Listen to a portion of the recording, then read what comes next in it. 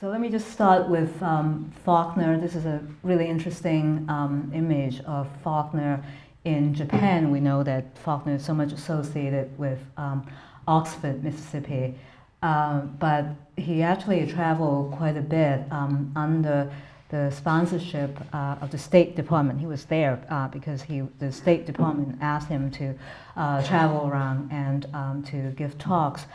And what's interesting about Faulkner in Japan is that some of the most interesting things that he says about his own novels were actually said when he was in Japan in the course of the Nagona seminar, 1955.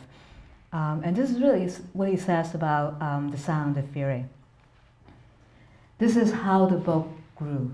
That is, I wrote the same story 4 times.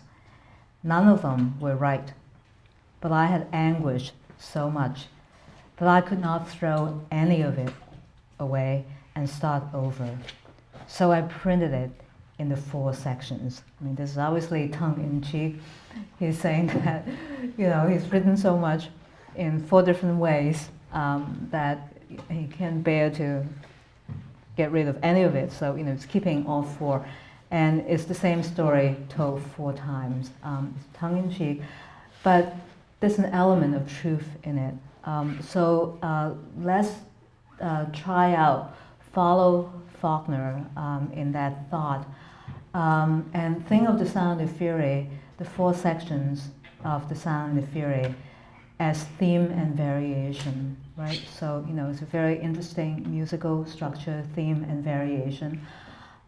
Basically, is really the same story, but told from 4 different points of view, using 4 different narrative techniques. And so producing different effects, but really they're all rooted in the same phenomenon, which makes sense. I mean, it's really the same story. Another way to think about this, and this is really kind of adding on to our sense that this is theme and variation, is the notion of kinship, and this is really closer to our thematic understanding of the novel, that the 3 brothers each gets to tell his story in 1 section, and then the 4th section is told by just an omniscient narrator. So, but the first 3 sections are told by the 3 Compson brothers. So there is kinship among them, and we'll think about the extent to which they are brothers. They're kin in both a biological sense, but perhaps also in something in more than just a biological sense. So let me just lay out the 3 ways in which Benjy and Quentin might be seen as kin. And this is very much using the 3 analytic registers that we've been using all the way through the 3 analytic scales, the larger scale, the shared macro history. This is commonsensical. They live in the United States after the Civil War, so that is the common ground between them. And in fact, it doesn't take brothers to have that common ground.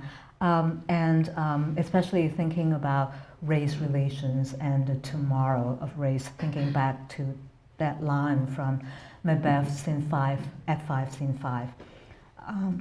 So that's the largest, ground for kinship between them.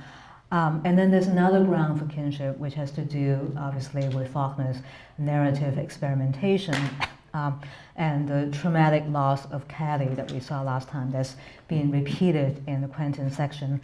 Likewise, the incomplete syntax that is so striking in Benjy will also be repeated in Quentin.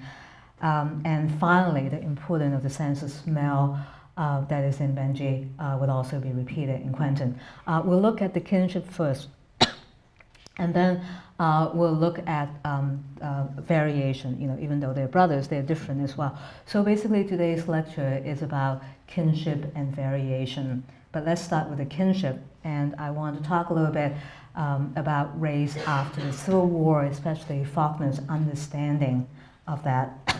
So, in his 1956 interview with the London Sunday Times, Faulkner has this very interesting thing to say. And the Negro won't come out on top because of anything to do with race, but because he has always gotten by without scope. When they're given scope, they use it fully. They are trained to do more than a white man can do with the same limitations. I have a bit of a cold, so this will be fine.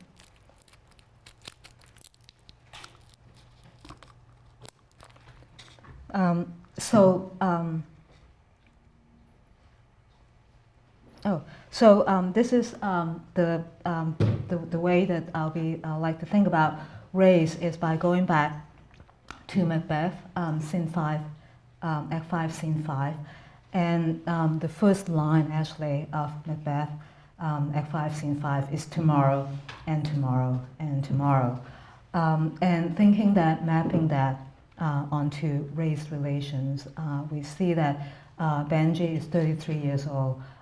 What kind of a future does he have? And what kind of future do the other black characters have? So let's look at Benjy first and thinking about what future, what tomorrow holds for Benjy. And this is very early on, the opening of the Benjy section. Listen at you now, Luster said. Ain't you something? 33 years old, going on that way. After I done went all the way to town to buy you that cake. Hush up, that moaning. Ain't you going to help me find that quarter so I can go to the show tonight? Benjy can talk, obviously. Luster is the one who is doing all the talking.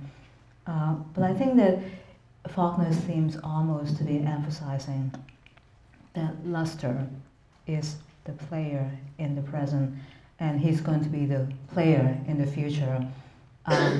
And everything that is being done by Benjy is being done by Luster and Dilsey to some extent, the two black characters. His mother isn't doing anything for him. Quentin is dead. Caddy is gone. Luster is Benjy's only significant other at this point. And if for no other reason, the future belongs Benjy to the extent that Benjy could have a future. That future can come only from Luster. So it's a really interesting way to think about the future as being race-mediated and race-dependent. Benjy is completely helpless. Only Luster can give him a future. And Luster is doing that. All the things that Caddy used to do, Luster is doing. He's telling Benjy to hush. He's gone all the way to town to buy a birthday cake for Benjy because Benjy is 33 that day. And so in that sense, he's a very good, significant other to Benjy. But more than that, we see that Luster actually has a life apart from Benjy.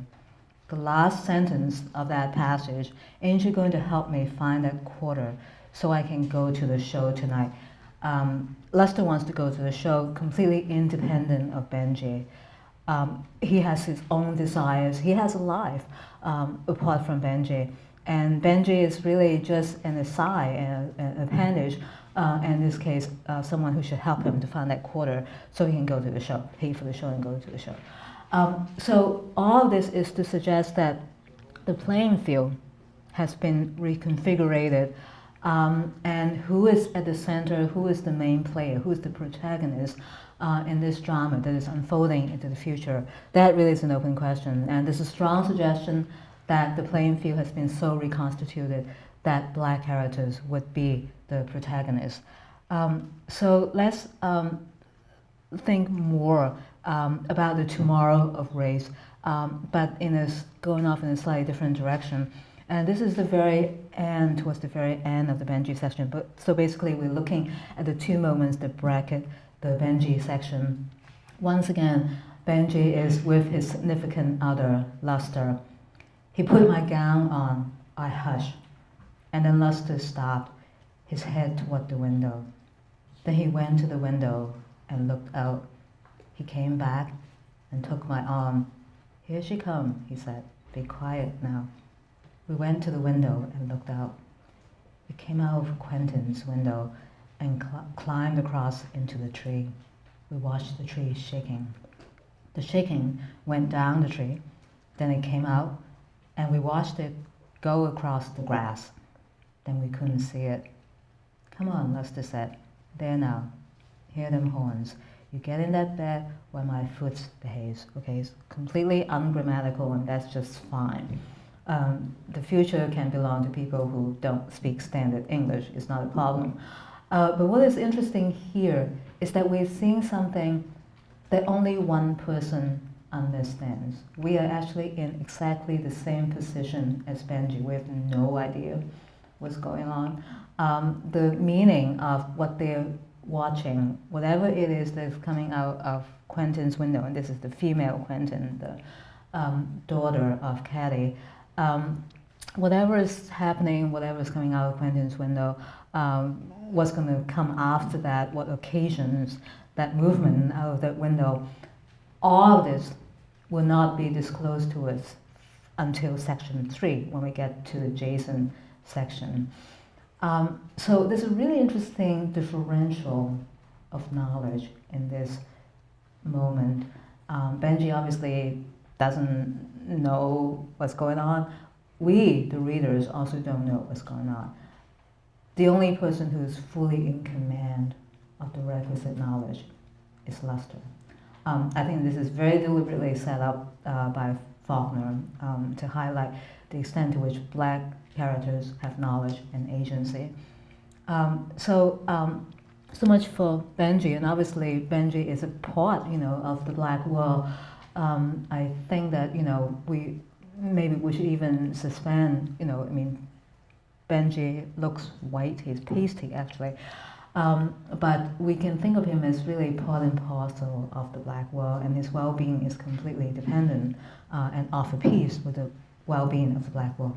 But that is not the case with Quentin, although Quentin also has very important non-trivial relations to black characters.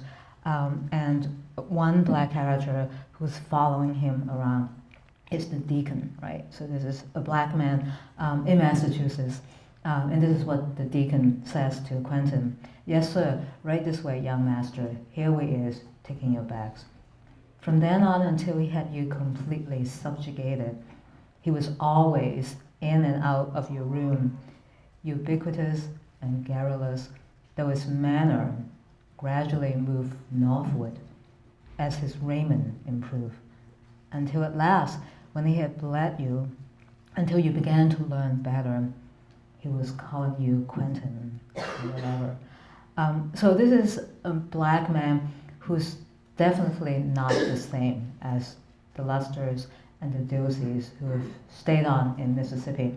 This is a black man who has moved north. And here it's important to have some sense of the historical background that Faulkner is alluding to, black men going north. This turns out to be one of the key episodes in African American history, which is the Great Migration. In fact, it happens in several waves. What we're seeing here is the first wave of the Great Migration roughly from 1910 to 1930. 2 million African Americans went out of the South and to the North, to the Midwest and the West. And here's one image of the Great Migration. The train station almost completely filled with blacks. And here's a wonderful painting by the painter Jacob Lawrence. If you are in DC, make sure to go to the Phillips collection. It's a really interesting collection. It's just a private collection, but great paintings. And they have the Jacob Lawrence, the Great Migration series is almost 50 or 40 or 50 drawings. So it's really a wonderful thing that they have. And so check this out when you're in Washington, D.C. So as you can see, the people are going to Chicago and New York and St. Louis, but some of them also end up in Boston, Massachusetts, and the Deacon ended up in Boston, Massachusetts. And once again, he starts out sounding not only black, but Southern black, calling Quentin young master. But then, he actually, in the course of one conversation, he can actually metaphorically move north just in the space of that one conversation. So here is something else that happens between Quentin and the Deacon. And this is actually very obviously a backward allusion to Macbeth, Act 5, Scene 5, because the word tomorrow is just repeated about 8 times in this little passage. This is something that happens that when Quentin is thinking about his future, and we sort of know that he has no future, right? So this is someone with no future talking to someone with a future. Take this around to my room tomorrow and give it to Shreve. He'll have something for you. But not till tomorrow, mine. He took the letter and examined it. It's sealed up. Yes, and it's written within. Not good until tomorrow, mine. He was looking at me now, the envelope white in his black hand in the sun. His eyes were soft and irisless and brown. And suddenly I saw Roscoe's watching me from behind all his white folks' claptrap of uniforms and politics and Harvard manner, diffident, secret, inarticulate, and sad. You ain't playing a joke on the old nigger, is you? You know I'm not. Did any Southerner ever play a joke on you? You're right. They're fine folks, but you can't live with them. Did you ever try? I said. But Roscoe was gone. Once more, he was that self he had long since taught himself to wear in the world's eye, pompous, spurious, and not quite gross. I'll confer to your wishes, my boy. Not until tomorrow, remember. So the letter is not going to be delivered to Shreve until Quentin is no more. And the Deacon obviously will still be there and to reap the benefit of delivering that letter. What is interesting here is the very compressed time scale that is packed into this little exchange. In the course of one conversation, the Deacon can slide back into someone just like Roscoe's still in Mississippi from some time back, with the manner and the diffidence and the fear, really, and the lack of self-assurance from some time past. He can slip back into it, but he's secure enough in the presence in Boston, Massachusetts, that he can get out of it just also in that space of one conversation. And it is not, so the Great Migration is not just geographical migration, but also psychological migration as well. That in his own mind, the Deacon can move very, very fast from the south to the north. And that agility of movement is partly what gives him a future. And there's something else about the sort of slightly ungrammatical or not quite perfect command of English. I'll confer to your wishes. He means to say, I'll defer to your wishes, but actually confer is the more appropriate word, because he's not actually deferring to Quentin anymore. Deference is a thing of the past, a thing of the geographical South, and because he's in Massachusetts, he's actually conferring something. It is up to him to be the agent and to confer something on Quentin. So the recomposition of the playing field is dramatized in some sense through that imperfect command of the English language. And so in this sense, this Faulkner is also rewriting both the future of race, but also the future of the history of the United States. So in both these ways, Benjy and Quentin are really kin. They have a lot in common in the very vexed relations to black characters. And another very, I think this is something that you already know, but I just want to refresh your memory. They also are kin in the very traumatic reaction to this loss of innocence on Caddy's part. So this is something that we looked at last time, Benjy, the moment when Caddy can no longer go to the bathroom and wash herself clean. We were in the hall. Caddy was still looking at me. Her hand was against her mouth, and I saw her eyes, and I cried. We went up the stairs. She stopped again against the wall, looking at me, and I cried. And she went on, and I came on crying. And she shrank against the wall, looking at me. She opened the door to her room, but I pulled at her dress, and we went to the bathroom, and she stood against the door, looking at me. Then she put her arm across her face, and I pushed at her, crying. So we remember this very well, the moment when suddenly Caddy is not putting her arms around Benjy, but across her own face. And it is telling that it is almost completely reproduced and repeated in Quentin's section. 1 minute she was standing in the door, the next minute he was pulling at her dress and bellowing.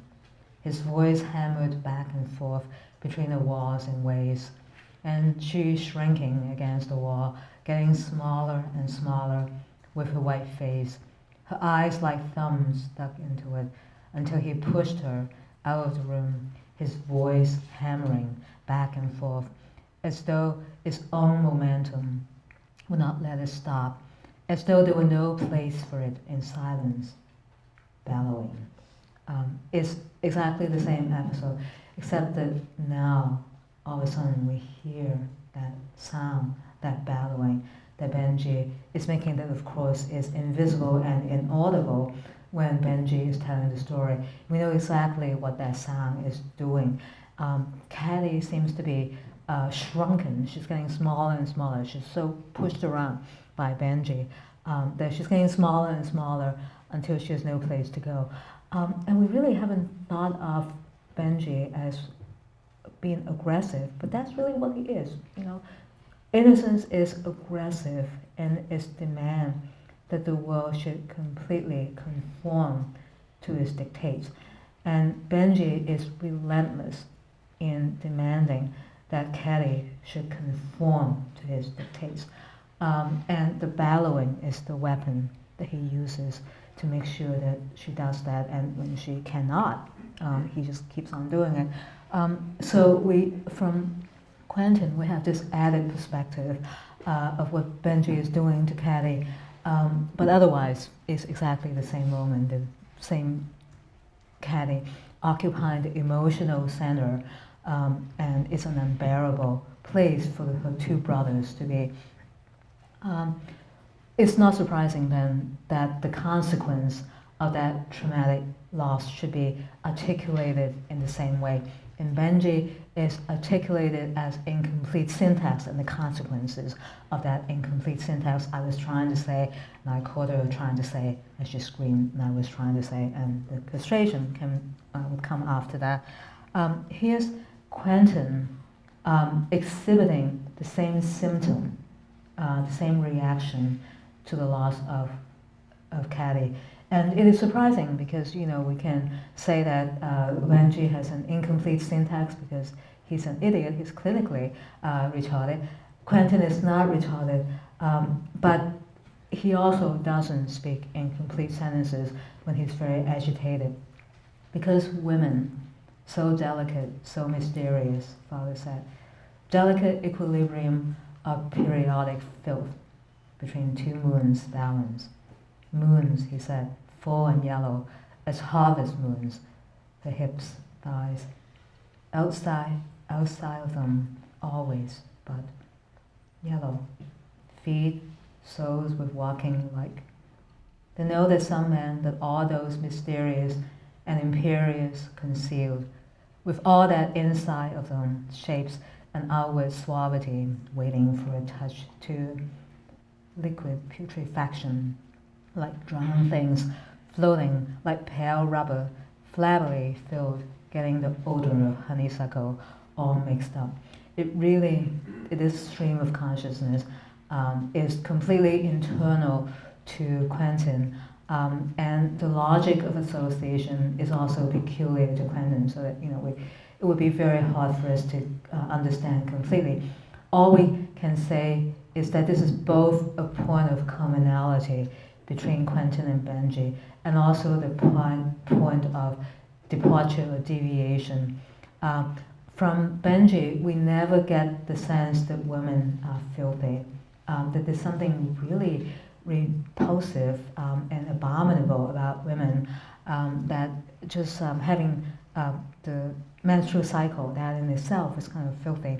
But this is really what Quentin is fixated on, is this kind of revulsion by female sexuality in its most elemental form, in the sense that it doesn't really take any action, just in its state as femaleness. There's something repulsive about them.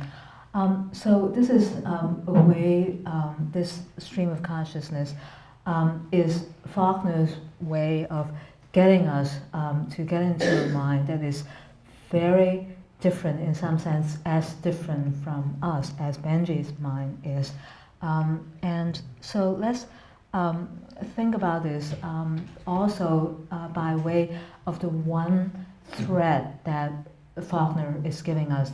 In the case of Benjy, we see that the guide that is taking us through the various salient moments in Benjy is the phrase "Caddy smelled like trees."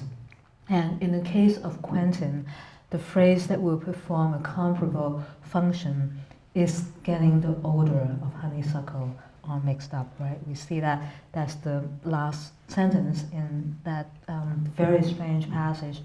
And that phrase would appear again and again in the same manner as Caddy smelled like trees. So let's use that as a way to try to understand Quentin. I don't think that we ever will completely. And that probably is a good thing. That's really what Faulkner, that's the effect that Faulkner wants to cultivate. And this is moving away from kinship to thinking about variation, the ways in which Quentin is different from Benjy. And one way in which Quentin is different from Benjy is that sister is basically a very, very clear, very straightforward, univocal meaning for Benjy. It only has one meaning. Caddy smelled like trees. She's the source of everything that is wonderful and comforting and good for Benjy. Sister, the word sister, has a much more complicated meaning for Quentin. So we can think of it, instead of just as one word, as a very complex semantic field. And what I'd like to do today is to follow the trajectory of that word sister and the phrase honeysuckle all mixed up. Follow that to try to get us from the beginning of Quentin's chapter, not quite as linear as I would like, but trying to get us from the beginning of Quentin's section to the end of Quentin's section. And I think that we all know that he kills himself, right? He kills himself by jumping into the Charles River in Cambridge. And so how does he get from, and it's just one day, it's the space of that one day, how does he get from the beginning of that day, that morning, to the end of that day? And we'll begin at a point when Quentin is closest to Benjy, and then all the ways in which he gradually moves away from Benjy. But this is a moment when we sort of know why it is, or we're learning more about why it is that Caddy's loss of sexuality is so traumatic to Quentin. Caddy, you hate him, don't you? She moved my hand up against her throat. Her heart was hammering there. Poor Quentin. Her face looked at the sky. It was low, so low, that all smells and sounds of night seemed to have been crowded down like under a slack tent, especially the honeysuckle. It had got into my breathing. It was on her face and throat like pain. I had to pant to get any air at all out of that thick, gray honeysuckle. Yes, I hate him. I would die for him. I've already died for him. I die for him over and over again, every time this goes. Poor Quentin. It's a weird moment. Caddy is the one who is going to be pregnant because of this out of wedlock affair with men and with someone. Actually, she doesn't even know who the father is. So she's the last person to be in a position to say, poor Quentin. But Faulkner's understanding of the situation is that even though Caddy is in a dire situation at this moment, and it's a much worse thing back in the 20s for a young lady to be pregnant out of wedlock. But in spite of that dire situation, Caddy still has a better life than Quentin. And it has to do with the complete incomprehension of Quentin for Caddy's life. So in that sense too, we can say this is the common ground between Benjy and Quentin. Benjy doesn't understand between Benjy and Quentin. Benjy doesn't understand Caddy because he doesn't have the mental capacity for it.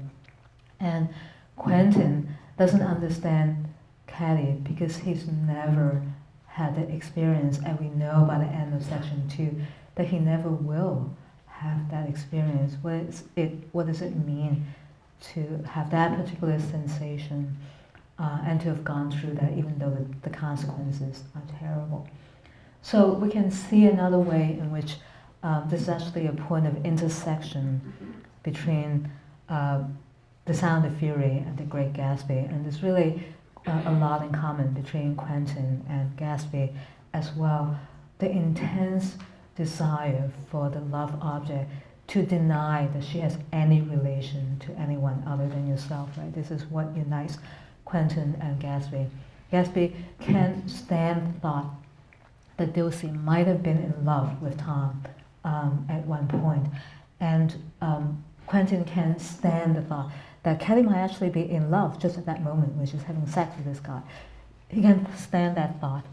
And that inability to stand that thought says something about a lack in Quentin's life. If he had had that experience, he wouldn't have hated it so much.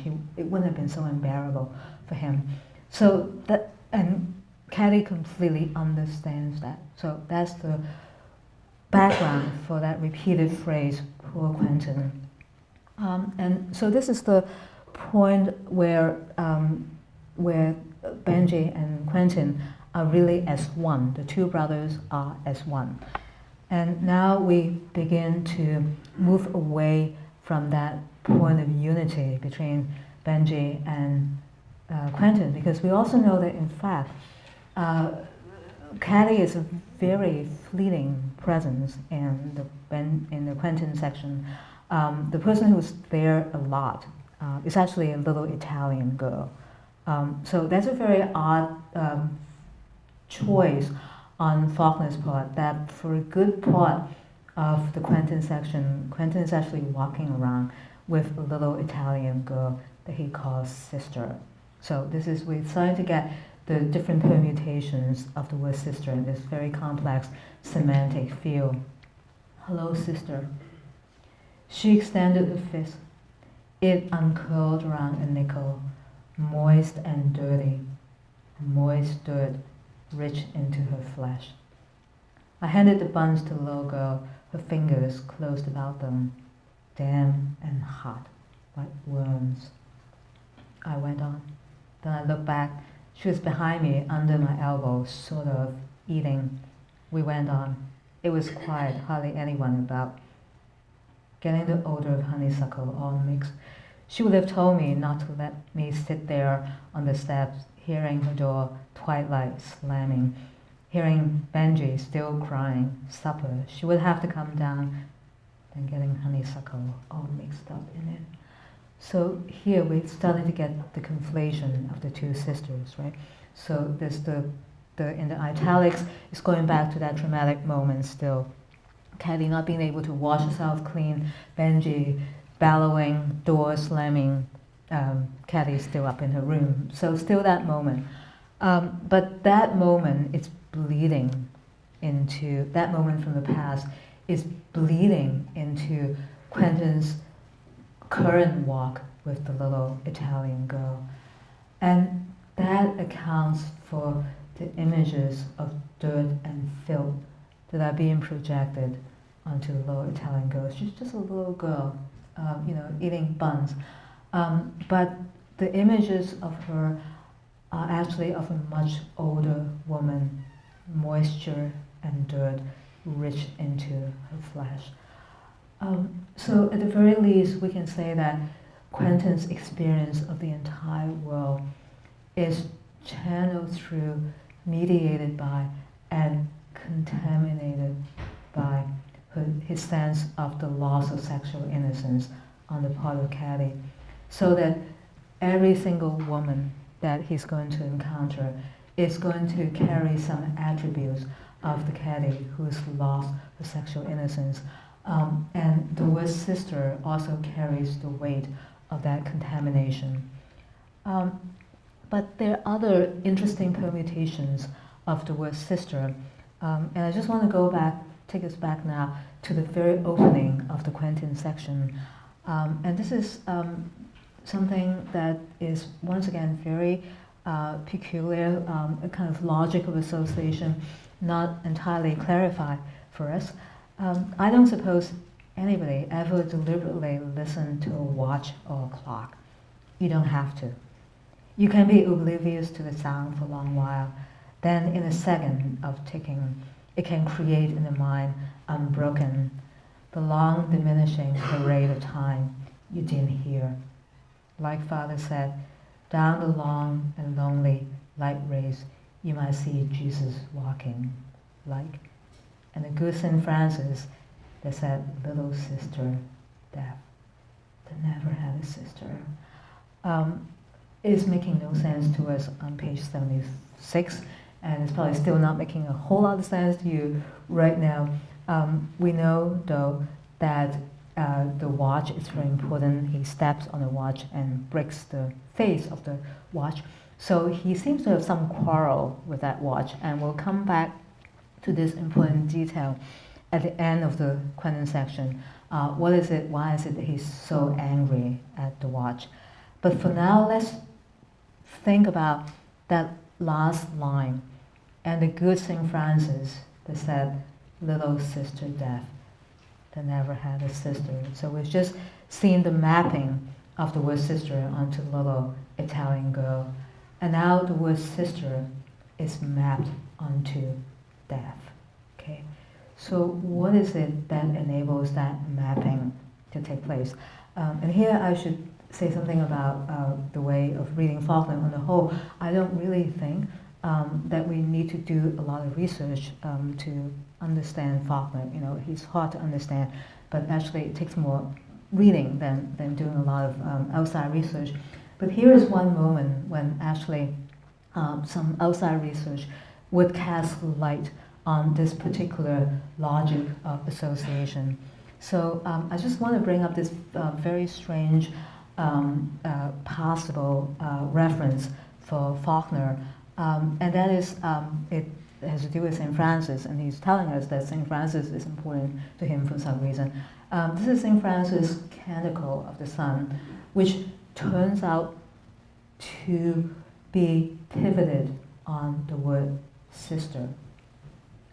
Praise be, my Lord, for Sister Moon and for the stars. Praise be, my Lord, for Sister Water, who is very serviceable unto us, and humble, and precious, and clean. Praise be, my Lord, for our sister, the death of the body, from whom no man living can escape. So at the very least, we can say that those different mappings that we're seeing in Quentin seem to bear a very close correspondence to this particular logic of association from that we see in St. Francis. Obviously, even though the two logics are similar, it's for a different reason that Quentin would have that kind of clustering of terms.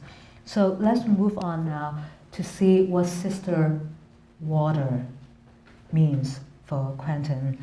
And this is once again going back to Caddy, but suddenly water is coming into play in his relation to Caddy. Got to marry somebody. Have there been very many, Caddy? I don't know. Too many. You look after Benjy and father. You don't know who it is then. Does he know? Don't touch me. Will you look after Benjy and father? I began to feel the water because before I came to the bridge.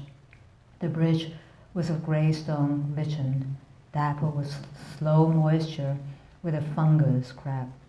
Beneath it, the water was clear and still in the shadow, whispering and clucking about the stone in fading swirls of spinning sky.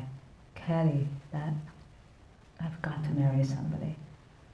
So the most obvious, clearest fact is that Caddy is pregnant and that she needs to marry somebody and she's about to marry somebody, right? So this is about the only thing we know. But what is interesting here is that when she's about to be married and leave the Compson house, what she says to Quentin is, will you look after Benjy and father?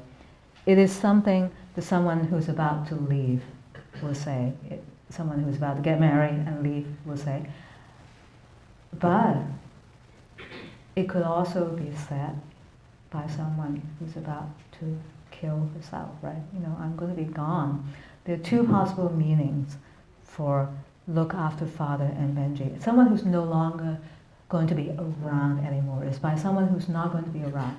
And there are two different ways in which Caddy could be not around anymore. Right now, she's going to do the marriage option.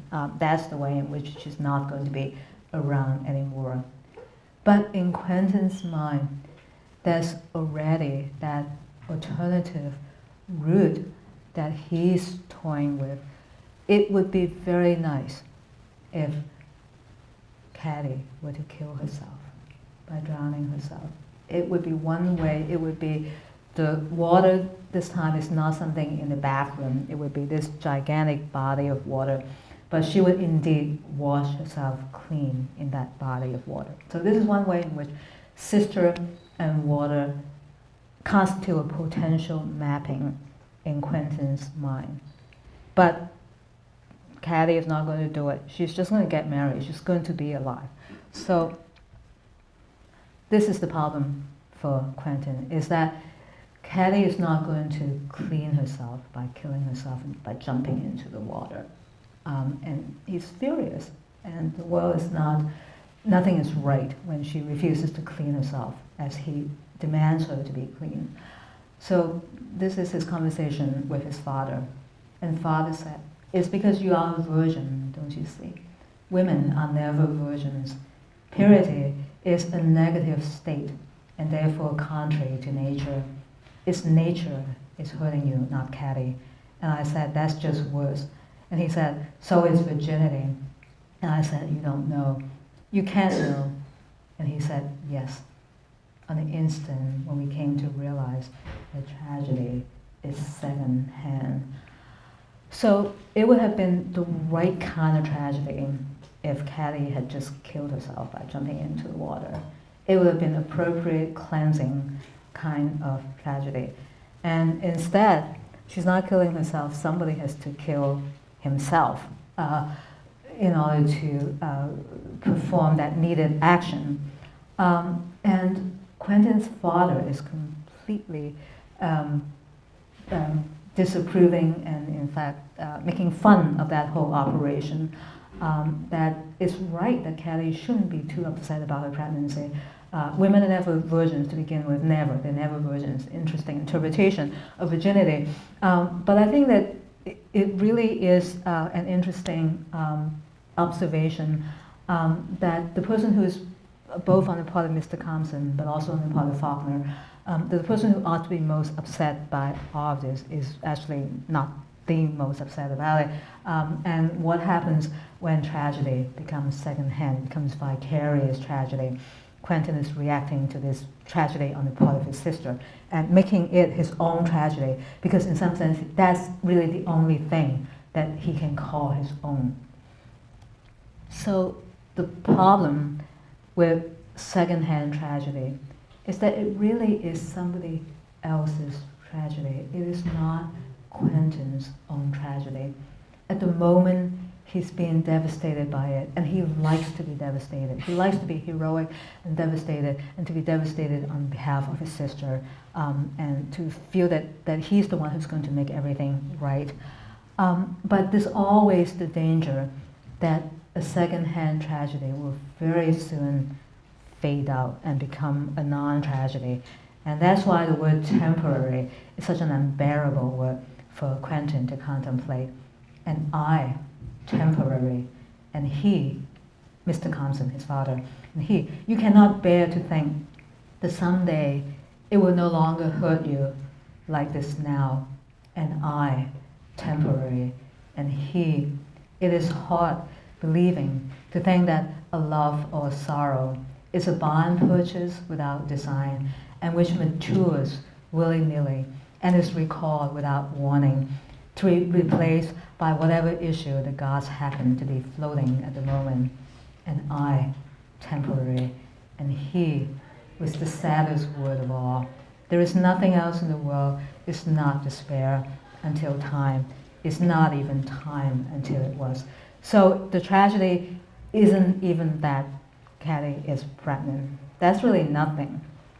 The tragedy is that the fact that Quentin is devastated now, that wouldn't keep forever. He's going to lose. He won't be able to hold on forever to that sense of devastation. And that is the tragedy that he's going to fight to put an end to, claim once and for all, by doing what he does at the end of the novel. And this is where he jumps off from that. This is the bridge that he jumps off from in Cambridge, Massachusetts. And it just so happens that it seems that some British reader had gone there. We know it's British because of the spelling of the word odor. But at that bridge, there's actually a plaque saying, Quentin Compson drowned in the odor of honeysuckle, 1891 to 1910. So this is a very, very good reader of Faulkner, knowing exactly what is central in Faulkner's mind.